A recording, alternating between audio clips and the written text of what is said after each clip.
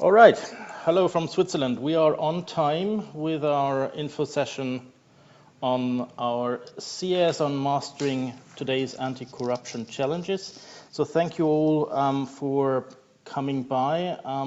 We have now almost 30 people attending. So I'm glad to have also seen that we have interested people from all over the globe. So thank you very much for taking the time, for being interested in what we have to offer. Just for your notice, this session will be recorded, and you will also be able to look at it later on YouTube. Basically, or on our YouTube channel, I should say. So basically, we will go through a couple of things in this meeting, in this call. I will give you a short overview about our Basel study programs. I will also then give you a brief introduction to the framework and the structure of this CS on mastering today's anti-corruption challenges.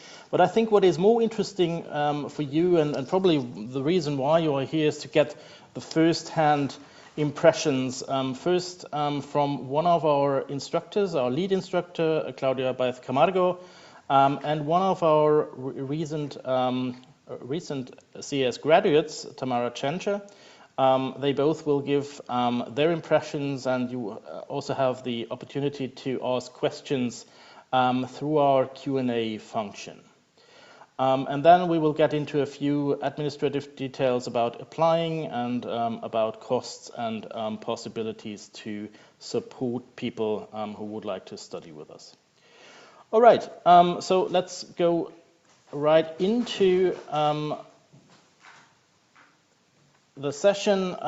Before we start with the program itself, I would like to say a few words about the Basel Institute for those of you who are not familiar who we are. So we are a leading center of competence on anti-corruption, asset recovery and business integrity here in Basel in Switzerland. We are working for 20 years on a global level to support individuals and institutions in these fields to tackle corruption and financial crime and to promote good governance.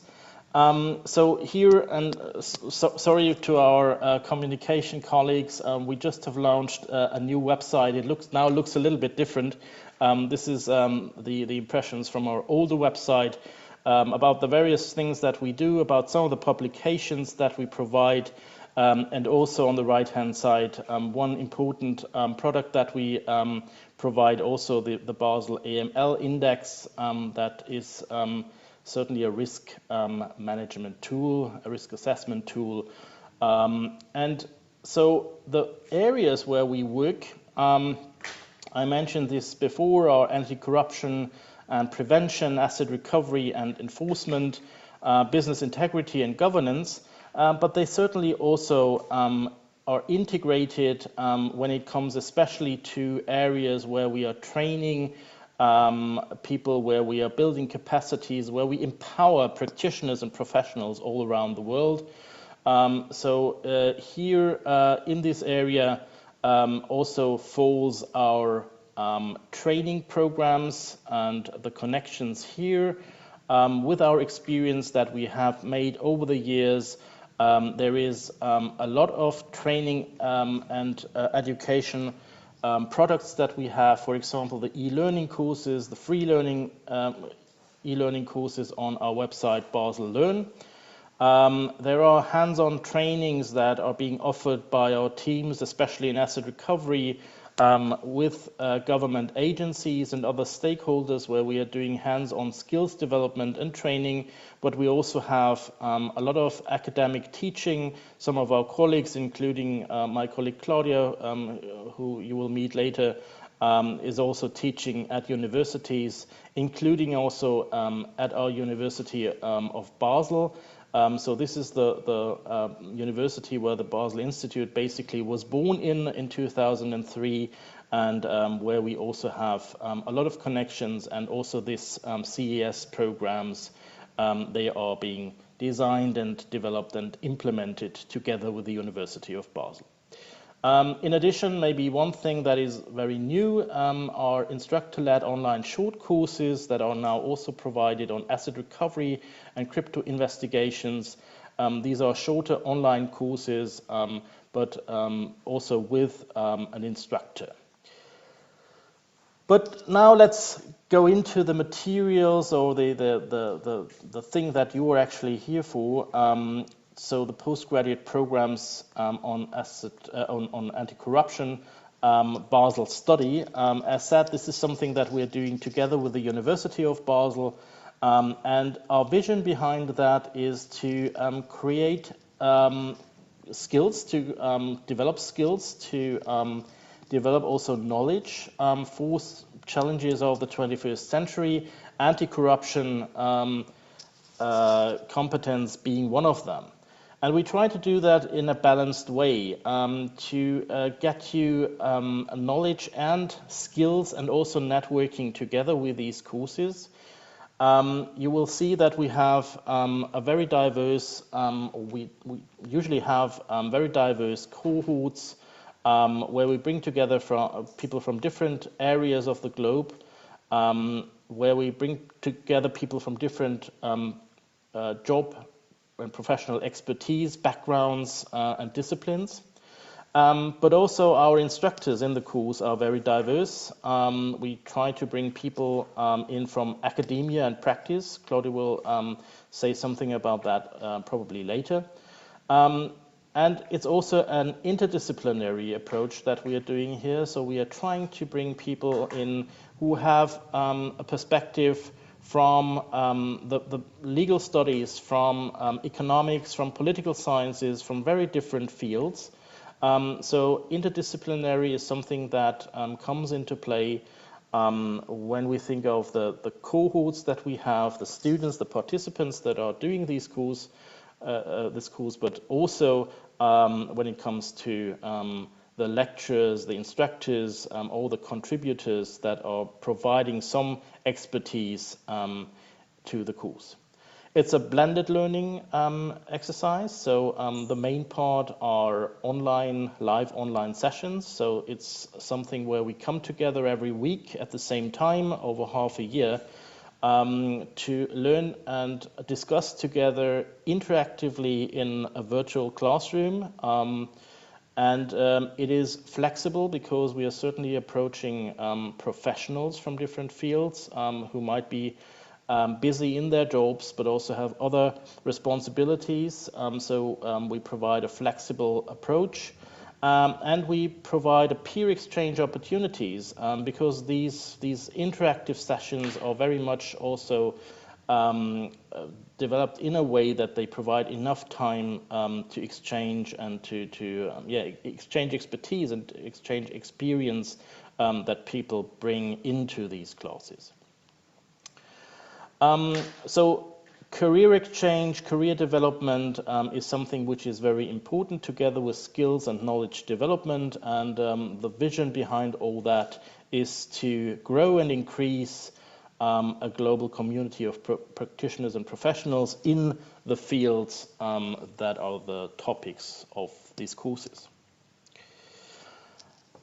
Speaking about academic excellence and again about the University of Basel, so this is or the degree, the qualification that you get when you're successfully gone through this course is a Certificate of Advanced Studies. This is a form, a type of a micro-degree which is awarded by the University of Basel, one of the key universities in Switzerland.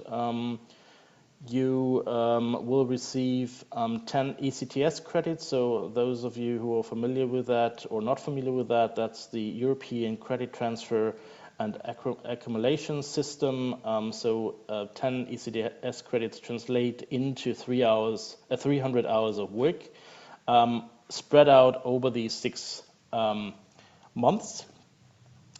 So that is the academic aspect. Again, to maybe repeat this, it's a university course, but it also brings in practical and work experience for the participants.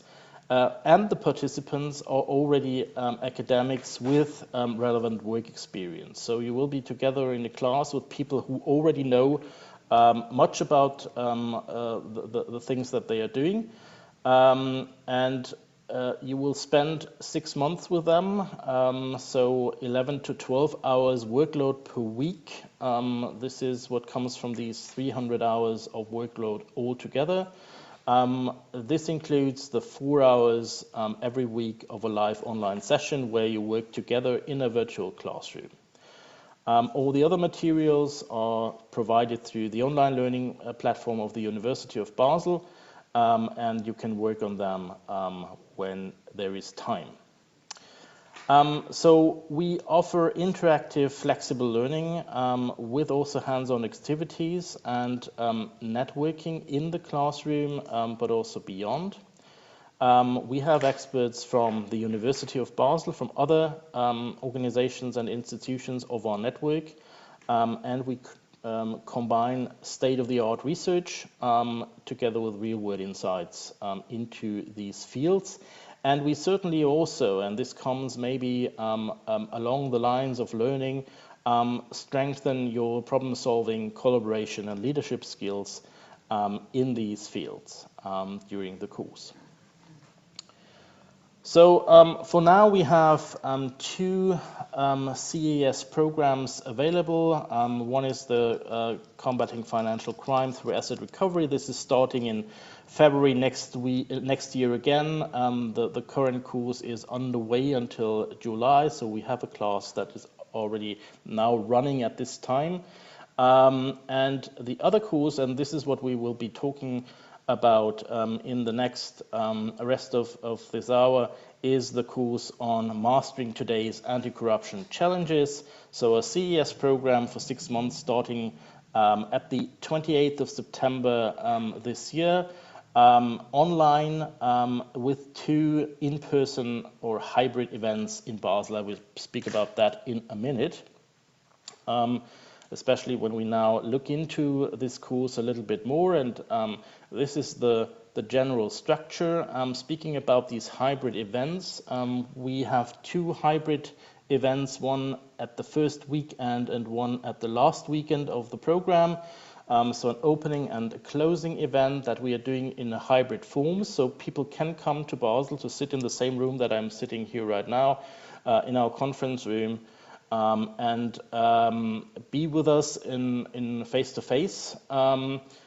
But also people can join online if they cannot come to Basel to do that. And this is part of the introduction session or the conclusion sessions. So this is the frame at the beginning and the conclusion. So there we are trying to give an overview about corruption phenomena in the introduction and try to set the scene for these individual thematic modules where we are starting with an introduction about what corruption is, bring in some general aspects and more academic or theoretical backgrounds on what governance means, but then very practically go into the next thematic module where we are trying to look into the different methods of the classical toolkit of anti-corruption.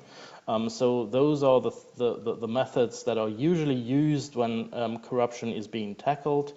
But we will also see in this module that there are certain limitations to these tools. And we need anti-corruption innovations, some new and more modern and more recent methods that have been suggested and tested in practice, and these are the ones that we will present in this module C, and then in module D we look actually into the way how these innovations or all these interventions against corruptions can be implemented into organizations. You see on the right-hand side throughout these individual modules that we are following step by step, and after each of these modules there will be a short online test to complete to get everybody on the same page.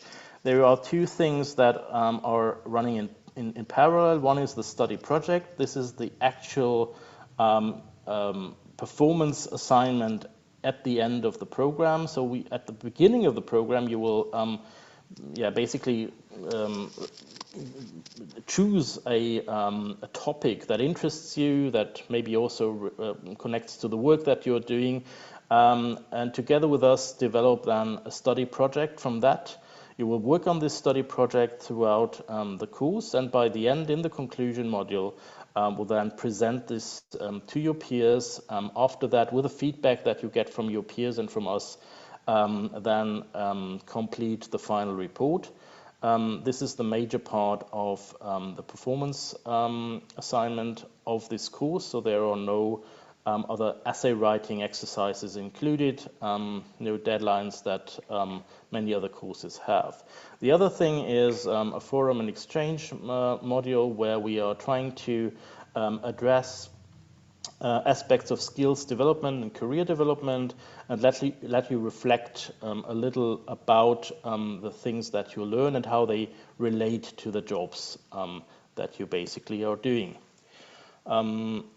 So this is the general structure of how this course runs over these 6 months, with the online live sessions and the materials that we provide over the online learning platform. And now, we going beyond now these very technical details. I think we should give you a little bit more first-hand experience or impressions and perspectives of my colleagues. So first of all, we have Dr. Claudia Baez Camargo, who is our Director of Prevention, Research and Innovation at the Basel Institute, and she's also the lead instructor of the CES. And I would invite my colleague Anna Per to moderate the conversation with Claudia.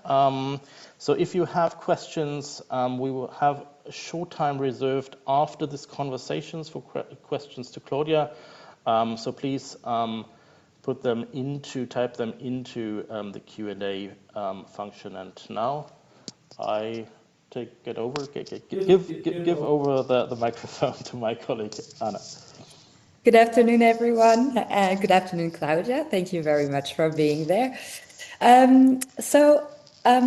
For those who don't know you, could you briefly introduce yourself and tell us about your professional and academic background in anti-corruption?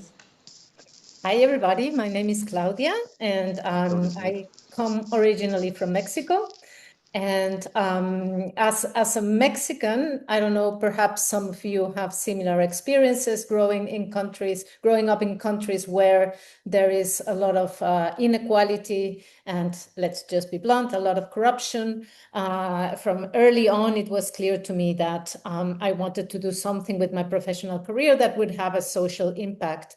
And quite frankly, one of the things that I've learned is that in many cases, countries do not lack natural resources or such sources of potential revenue.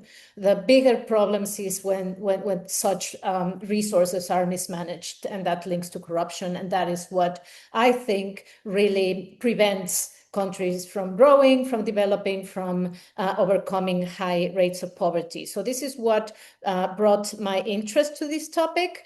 I started my professional life in academia, but since almost 18 years now, I've been working at the Basel Institute. And for me, it's a really great place to work because I get to keep my academic hat, but we also get to use the findings of our academic research for our technical assistance projects, where we're working in the real world with the actual stakeholders, working on real corruption problems and being a part of the solution.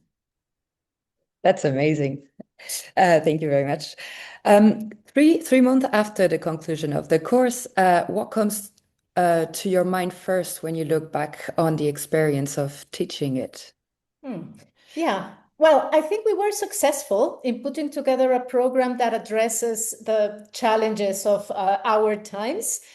We put together a curriculum where we teach all the, thematic areas that Jörg has mentioned earlier, but with an angle that sheds light on problems such as, democratic regression, the challenges of corruption in the green transition.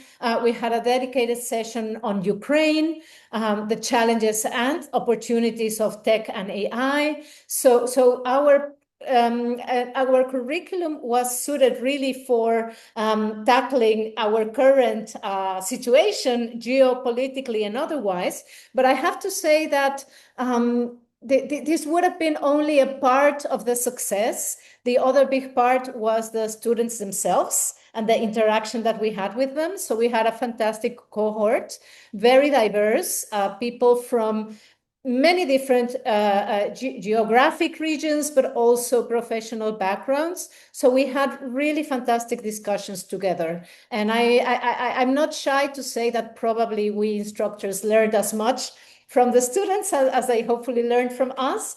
And, at the beginning, I was a little bit not hesitant, but a little bit worried. It's 4 hours a session. That's a long time. And I was a bit worried that it might be tiresome or something like that. But actually, without exception, I have to say that the 4 hours every time just flew by so quickly because the discussions were great and our students were great. It's very true that that cohort was so lively and curious, so it made everything go by super fast. Yeah. One of the strengths of the program is its international and interdisciplinary faculty. Could you tell us a bit about who teaches in the CAS and what participants gain from that diversity and expertise, please? Of course, yeah. So the core training team is my team. So my colleagues Jacopo, Sava, and myself. But of course, we are not just speaking for 4 hours, a bit long monologues. That would be horrific. We make it very interactive, but we also take advantage of our rich pool of technical experts that we have here at the Basel Institute. So when we speak, for example, about the toolkit, the traditional toolkit on law enforcement and asset recovery, then of course we bring colleagues from the International Center for Asset Recovery to speak about their work. We bring colleagues from our private sector team to speak about business integrity. Our colleagues who are working in Ukraine as well, they give pretty vivid examples of what it is to work on anti-corruption in a war zone, right? So we really harness the knowledge and the practical experience from across the institute. But also we bring a lot of external colleagues, experts. We have by now a pretty robust network of colleagues. So for each topic, we always had 1 hour reserved for an external expert who would bring really detailed perspectives on particular topics. And these were, this range from really renowned academics, but also practitioners who have been on the ground. To give you an example, we had one session with the former director of corruption prevention at the Malawi Anti-Corruption Bureau. So people who really know what it is like to be at the front line trying to prevent corruption in a very challenging context. And of course, our students always have the opportunity to pose questions and to interact with this broad range of instructors and contributors. Yeah, I agree with you that this program is so lucky to benefit from these networks of experts that we have also at the Basel Institute. It's amazing to see that. One of the ambition of the program is to combine academic insight with practical relevance. How is that reflected in your teaching? Yeah, well, the academic part, of course, is really important because I'm very convinced that unless you really have the basics in place, to really understand and frame the problems of corruption in a way that you can understand the multiple drivers and the complex systems that give rise to patterns of corruption, then it's very difficult to come up with a meaningful approach to fight corruption. We see, unfortunately, a lot of anti-corruption initiatives or actions that are really quite prescriptive and normative and do not really take into account what the context is like that is giving rise to these corruption problems. So we really want to tackle that from the academic side. And our job is never to tell our students, for this type of corruption problem, this is what you should do, because there are no such recipes. So what we do is we provide rich analytical tools so that our participants can take those as lenses through which to scrutinize, the particular issues and challenges in their own context, understand what are the drivers, and then they, of course, get also a toolkit. And they can understand, okay, so if I'm getting a better sense of why this problem of corruption is persistent, then maybe I can harness some of the ideas to really address the roots of the problem through the tools that we provide them. Right. Yeah. One other question is more about the format, because the course is taught mainly through virtual classes and to a diverse cohort of participants. What kind of debates or questions generated the most interesting discussions, and how did the online format influence those exchanges? Well, I think we had lots of really rich animated discussions. I think maybe one of the triggers where we really got very lively reactions was when the material that we were teaching in any way challenged conventional wisdoms, about corruption and anti-corruption, and forced our participants to look at the problems from a completely different perspective, and Tamara maybe will speak a little bit about that from her own perspective, but somehow, and this is an experience that we've had ourselves when we're doing the research and trying to do the deep analysis of the issues, where sometimes you go like, oh, okay, now I see things from a different perspective, and maybe this is why it has been so difficult to get rid of this type of corruption. And then you get kind of like the different perspectives that make you question your pre-existing assumptions. So I think we had quite a few of those moments, and it was really for us gratifying to see that we could communicate this to our students. The online format, I never felt it was a problem.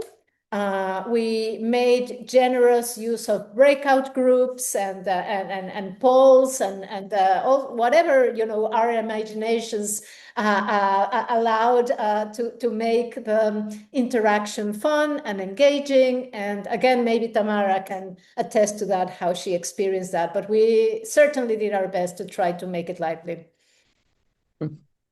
Indeed, we did.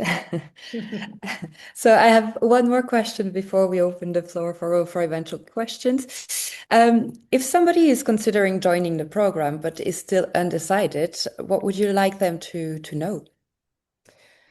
I'd like them to know that our program will give you real practical tools and real practical skills. We can be very nerdy and we can really get into the concepts and the abstract theories and all of that.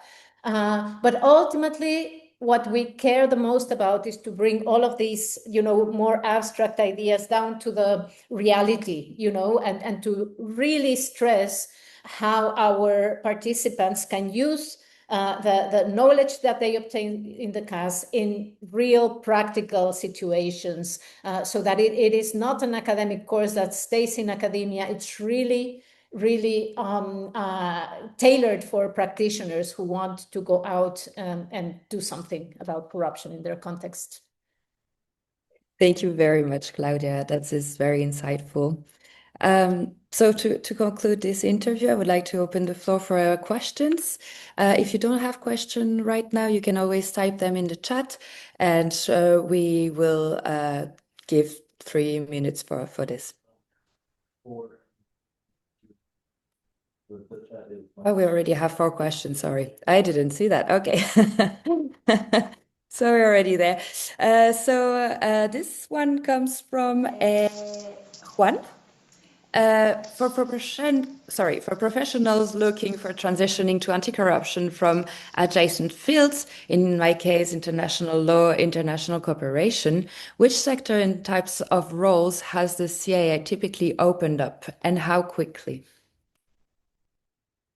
Anybody wants to take over for this question? Well, thank you, Juan Ignacio, for your question. I understand where you're coming from. I think it would be a little bit early for us to tell you what kind of career paths the CAS has opened, given that we've only finished our first iteration relatively recently. The hope is that the CAS can give you insights, tools, analytical lenses that can help you, really do thorough understanding of complex social contexts. I think these are skills that are useful for several different profiles. I think that, of course, an academic profile is one, but working for government agencies, even the private sector, in a compliance role. I really think that the profile and the backgrounds of our cohort, like I said, from private sector, from public sector, from international organizations, they attest to the fact that these skills that they were so keen to obtain are really applicable in a broad range of jobs across different sectors. So I hope that more or less answers your question. The second question was from Maxon. So how many students are you admitting for the program? So usually we keep a cohort of maximum 15 people, so 10 to 15, so we're not too many, and it stays in a human dimension that allows for discussions and further interactions. About the scholarship, we will talk about it a little bit later in the session, just for you to know it is not per se a scholarship that we offer, but it's more fun that can help you register. And for the waiting list, well, we will consider your application for the following year if you were placed on the waiting list. I hope that answers your question. If not, you can always follow up. We have another question about the Swiss employment insurance. So this always, of course, depends on your advisor. So you can always ask for help from the unemployment insurance. It is not guaranteed, and we never saw a case like this so far, because I don't think anyone asked for it. But you just have to ask your advisor and see what their answer is. They have, I think, a commission where since it's a CIS, it's an official degree, so they might consider it. Next question. So thank you for attending. So could you please elaborate on the career prospect associated with this certificate or the other courses on anti-money laundering, and whether you would recommend it to someone with academic background in criminal law? Thank you. Claudia, maybe over to you. Sure. I mean, I think that I already partly answered Yes. at least the first part of that question before. In terms of the background within academic criminal law, I think that our program is really interdisciplinary, and of course, there is a substantive element in anti-corruption practice that has to do with the law, right, and with criminal law. So in that sense, I think that somebody with your kind of background already would have a head start. On the other hand, what I can tell you from my personal experience working hands-on on this topic for 17 years is that very often the real issues in fighting corruption are not because of lack of adequate laws. It's because they are not enforced or only weakly enforced. So I think that one of the big themes that we always stress during our courses is how to close the implementation gap, to facilitate, social norm, behavior change, institutional strengthening, such that whatever is written in the often well-drafted laws is actually followed and implemented by the stakeholders, right? That should be following these rules. So I think that the material that we offer would be very complementary to the kinds of skills for somebody with your kind of background.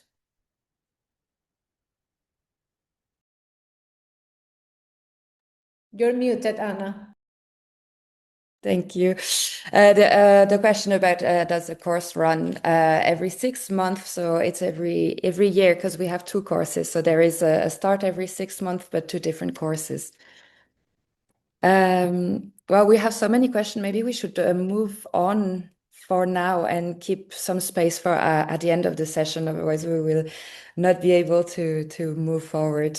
Is that okay, Jörg, if we proceed like that? That is very much okay. I have maybe Celeste onto our staff. I cannot see the questions for any reasons. I don't know why.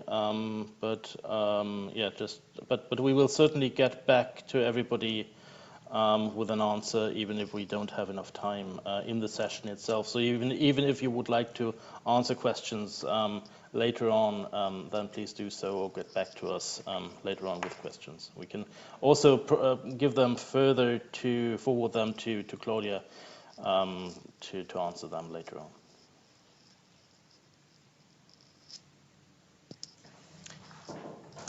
Right. So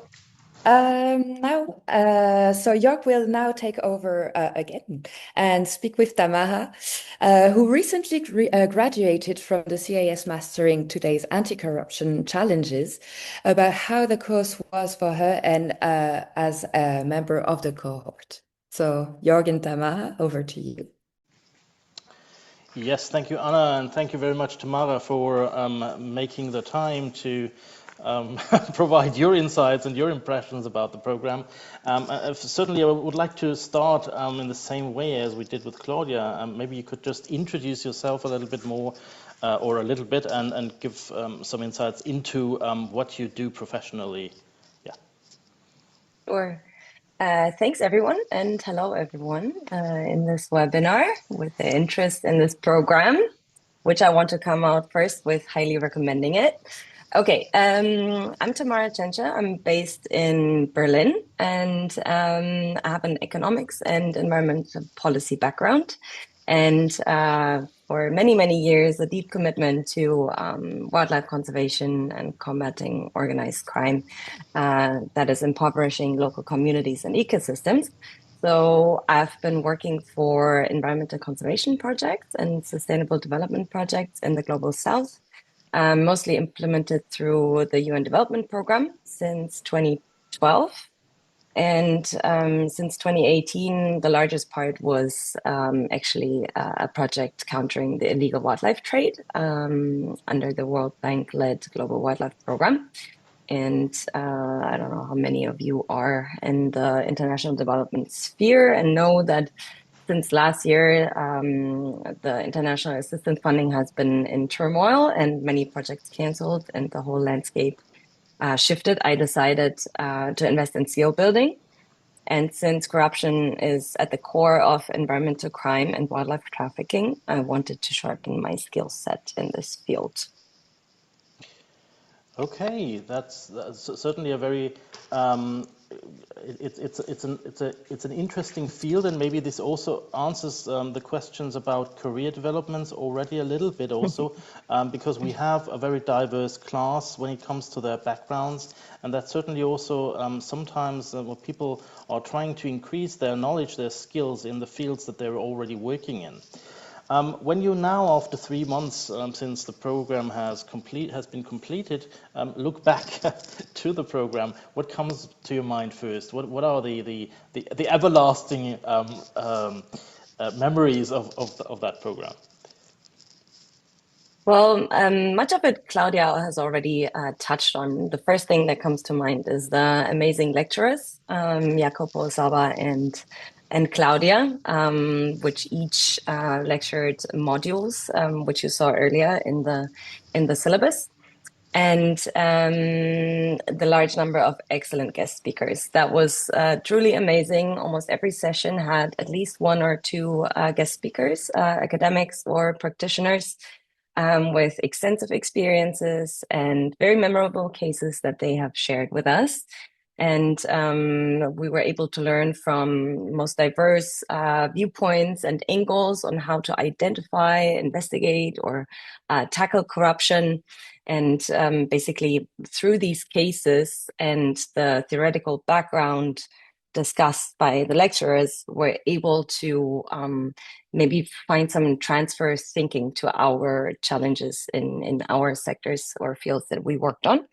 And the second thing was the 4-hour in-depth sessions every week, which really allowed us to learn from these lecturers and speakers and exchange with them. We had a lot of meaningful discussions. Like Claudia mentioned, we had breakout rooms, we had cases that we were discussing. And I think many of us sometimes even wished the session was longer, but it was really a very hands-on, engaging program and a way of teaching. So I think learning from the classmates, from the lecturers, gave a lot of new perspectives, food for thought, and I agree the sessions flew by. Yeah, thank you, and especially also with the 4 hours, we touched upon this now from a couple of angles, and I think we are right in offering the right doses per week of knowledge input and discussions in this virtual environment. When you look back at the expectations that you had before you started the course, and you combine them with the ones, or basically what you now see, what it has brought for you, what are the differences, or with what expectations did you go in, and did it basically verify? You mean in terms of my assumptions about corruption and how to tackle it? In general, what you expected of this course, from a personal, from a content, from a structural aspect, and yes, the famous cats. This is certainly also something that kept us always going throughout the program, throughout these 4 hours. Also, Tamara's cats were part of the class and the code. They are corruption experts now. Yes. They actually tend to corrupt me with trying to get food all the time. So sorry if they come back now. Yeah, so first of all, I had very high expectations because I had worked with former Basel Institute on Governance colleagues in the field, and I know how knowledgeable they were. So I thought, like, this is a very good address and learning from people who have worked on these issues for many, many years. I did go into the course thinking that there's a real toolbox, right? That you get a certain number of tools and you apply them. There's clear frameworks. There is clear laws. There's clear enforcement measures. But I learned that's not the case. Every corruption setting is different based on local conditions. So there's a multitude of local conditions that need to be understood before designing these integrity and anti-corruption measures that can make all the difference. So analyzing the different and understanding the different forms of corruption, of which I've learned there's many more forms of corruption than I initially thought. It's not just money changing hands, right? There's very complex systems. Local conditions like functional insufficiencies and informal networks that have structures that you have to build on. You cannot simply just slap anti-corruption measures that work in the global north in a completely different setting. That wasn't clear to me. I really thought, like, okay, we're going to learn specific tools. So that was very enriching and changed my perspective on a number of environmental crime aspects as well, where you have to actually start to design programs. So you really have to consider these local conditions for measures to hold. Each of these, they have to be adapted and perfectly understood. And we learned a number of analytical tools, how we can understand these conditions. And when you now, I mean, it's only 3 months back, but when you look at that, did you in the meantime already have the opportunity to apply the knowledge that you have gathered into your professional activities? Well, I mean, I already did in some ways before, but now I see corruption everywhere. In every news article, in every online discussion, in every piece of report. So I really have now a lens that crystallizes it out, which would be very applicable. But with this international assistance in turmoil and my actual work on illegal wildlife trade still on hold for the moment, and other tasks popping up, I did submit an idea to a global initiative on transnational organized crime, Horizon Scan, by their EcoSolve program tackling environmental crimes. And they were looking for innovative technology ideas to combat environmental crimes. And since our study project really asked us to dive deep into, or as deep as we could in this short time frame, but we can build on that afterwards, right? To dive deep into an issue and analyze the integrity gaps and try to propose a set of measures that can help strengthen frameworks. And my research looked at strengthening the integrity of the regulatory framework for international trade in endangered species by CITES, for those who this rings a bell to. And the idea was accepted to the pool of ideas and will be evaluated by a panel. And there will eventually be a research paper developed by the EcoSolve program. And I will actually also be part of that because I've been asked to be a member of this panel. So maybe my completing this program contributed to this, who knows? I'm very sure it did, because I mean, it's nice to see that also the study projects have not only an impact for you personally to gain additional knowledge and practical knowledge and apply the aspects that you have learned throughout the course to a concrete case. It is also something that is being acknowledged by others and maybe also provides you with opportunities with networking and maybe projects in the future. So this is also something that we certainly love to hear and see, because this is exactly what we would like to facilitate with this program. Going back to the course itself, it's always the online format that might, is a little bit something where people expect something which is more sterile and like a webinar or something like that. So how did you experience that, and how did you basically also experience the connections with your peers in the cohort? Of course, in person is always more interactive, right? There is a certain limitation of not sitting in the same room, but we did have the opportunity to participate in the kickoff seminar at the Basel Institute hosted there, and the closing seminar. But interaction was a huge component of this course. I've done several online courses and programs, and this was actually the only one that was this interactive. These 4-hour sessions I really valued. For some that might be tricky to accommodate in their work schedules or time zones.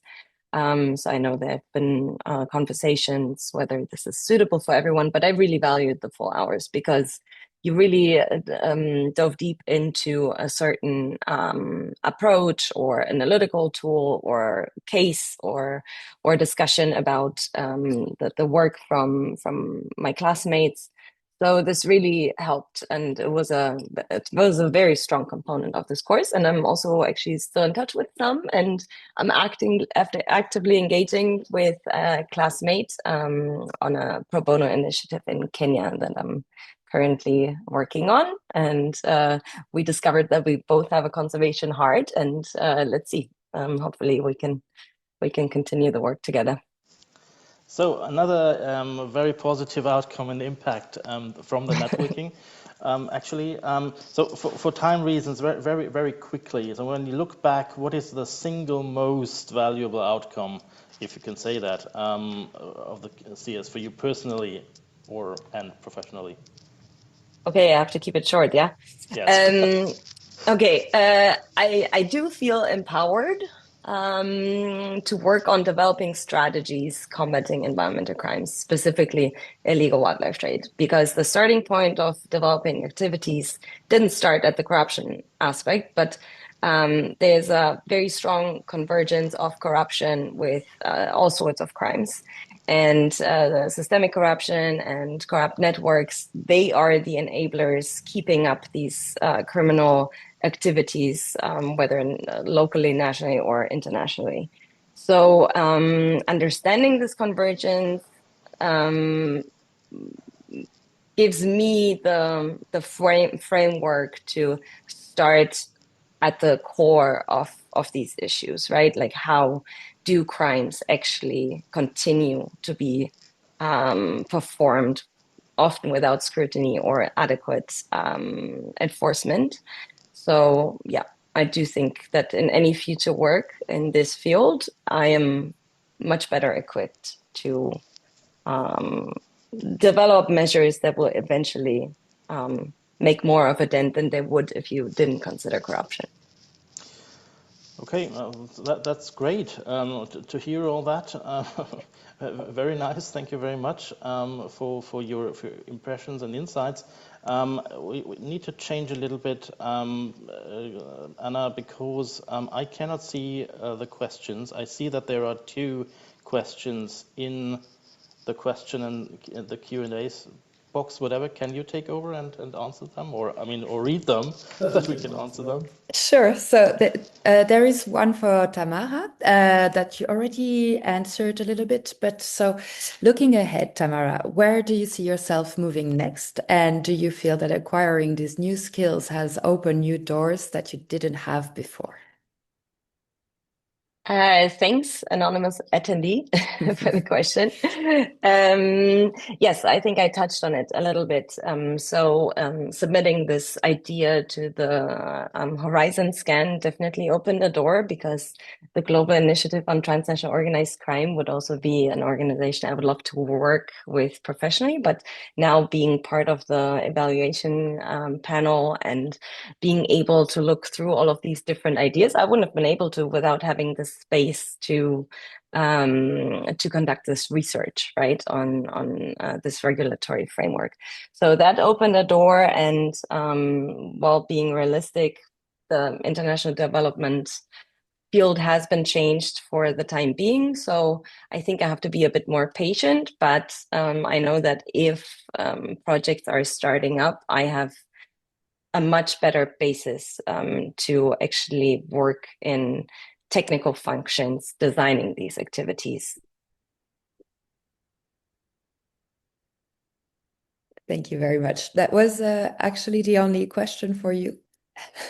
Great. I hope I answered all others. I think so, otherwise there would be more. So I think we can move forward in the session. Thank you very much, Tamara.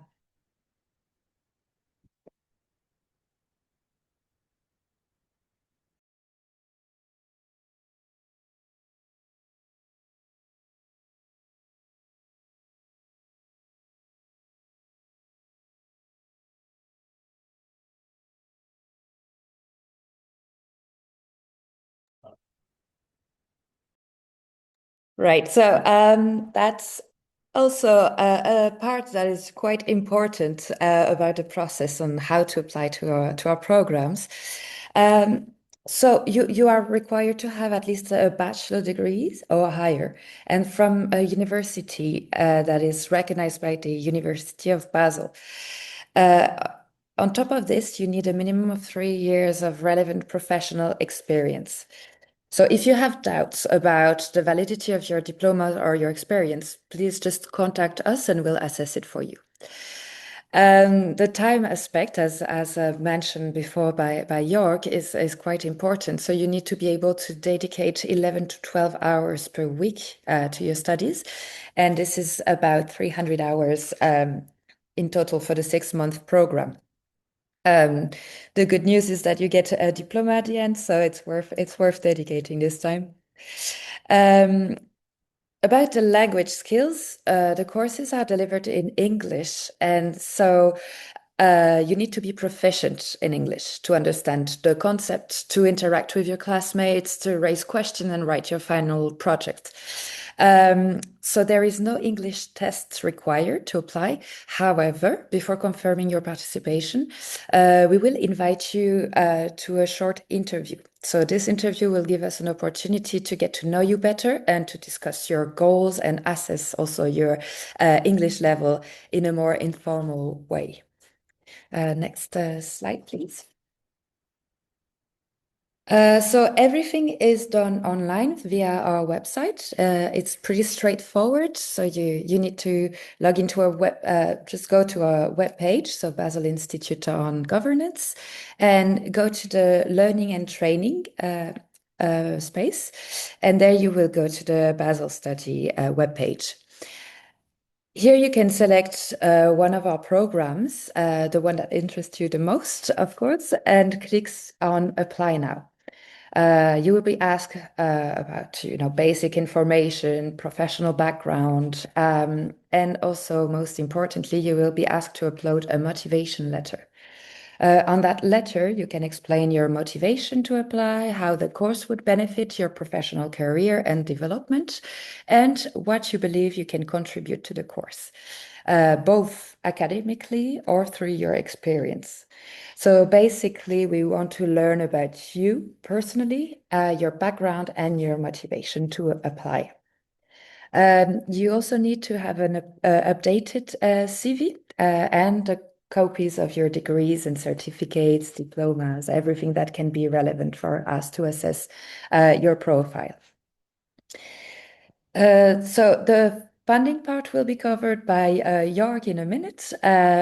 However, just know that you already need to think about funding at this stage of the process. So we will ask you a question on how you plan to fund your studies. Yeah, and then to wrap up, once you've applied, we will send you a confirmation email. This one is not automatic, so we will just write to you, so bear with us a couple of days maybe.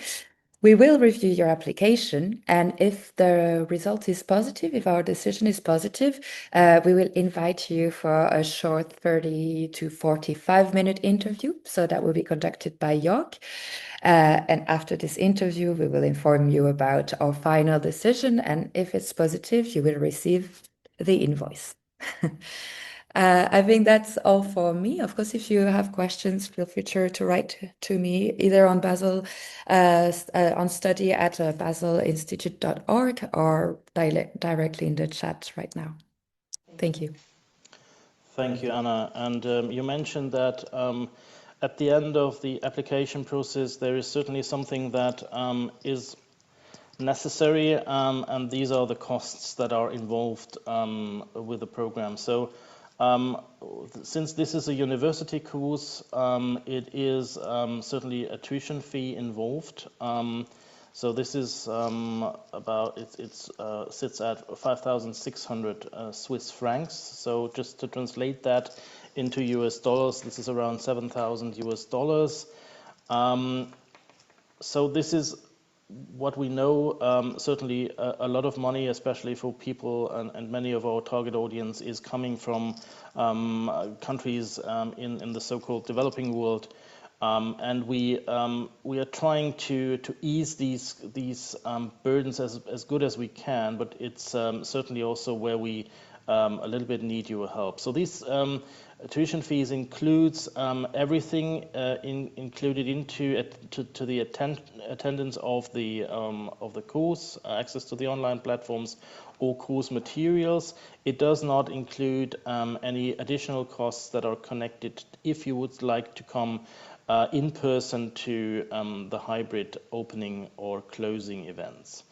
So what we can do to support you, and as Anna said, it might be worthwhile to consider that as soon as you have chosen to apply, that you also see where maybe funding and financial support could come from. So some employers certainly also provide financial support for professional development, even though I know that this is a little bit of a European way of looking at things. I know that sometimes the employers are not doing that.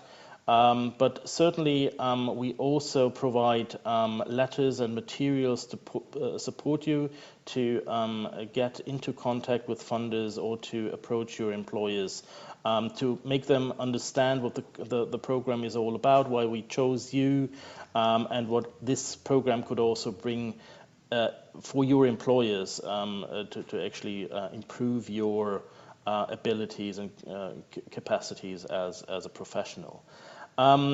Second, we have established last year also the Greta Fenner Scholarship Fund, named after our late managing director, Greta Fenner. This is something where we are now raising funds, support from donors, exclusively to support accepted applicants. So if you are accepted based on your application and the process that Anna has shown before, then we sort of put you on a waiting list for a course. There you stay also for a longer time, so it's not only for one individual edition of the program, but it also is for the next ones. And then you can apply for financial support. But having said that, and that's a little bit the sad part of all that, I mean, we are trying to bring on board as many donors as possible, but certainly we already have quite a long waiting list, and it is now difficult to get financial support, but it is certainly something that we are offering to everybody who has been accepted to apply for that and to apply for support. Just a little bit about the statistics of last year of this first edition. Except for the smiling faces and the impressions that you see here, we were also lucky to have from our 11 students in the first cohort, 7 where we were able to support them, mostly partly. In some cases also fully with financial support to their tuition fees. But as said, resources are limited. We are trying to best to bring more donors on board. It is still quite a new project, a new program, but now with the first smiling faces that we have, the first testimonial that we can also provide to potential donors, the impact that we create among our participants and graduates, the more, or I hope that we get more donors also on board. Financing aspects in the development field or international collaboration has been become more complicated, certainly in the last years, but we will try our best to continue that work also. Good. So we now are basically over time, but I think we still have, do we have questions? No, I can't see anything anymore. Sorry, just one, but I'm answering them writing. So yeah, I'm actually answering the questions writing, so I don't think we have any for oral, unless anyone wants to jump in. Okay, if we don't, and just to thank you very much, everybody who was interested today, who was joining us for this session. Thanks for your questions. You can always get back to us. I can also forward questions to our two speakers. Thank you very much, Claudia and Tamara, for your first-hand insights. I think this is even more important and interesting for people to get this apart from the more technical numbers and slides that I show. So we are happy to answer more questions. Certainly, we're also happy to receive your applications for the program. Ideally, we will see you in the course. Thank you very much for attending us, and yes, have a good rest of the day or good night or wherever you come from. Thank you very much. Bye-bye.